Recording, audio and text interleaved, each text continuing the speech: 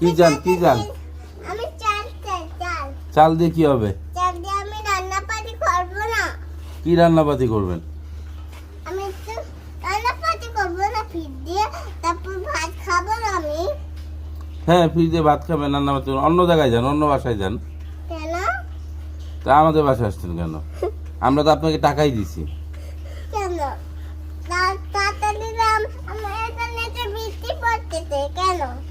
আমাদের ঘরে আসতে দিবেন? বৃষ্টি পড়লে আমাদের কি? আপনার বৃষ্টি পড়ে তাতে আমরা কি করবো? মাঞ্জালি তো আমি তো আমাদের বাড়িতে কিভাবে আছি?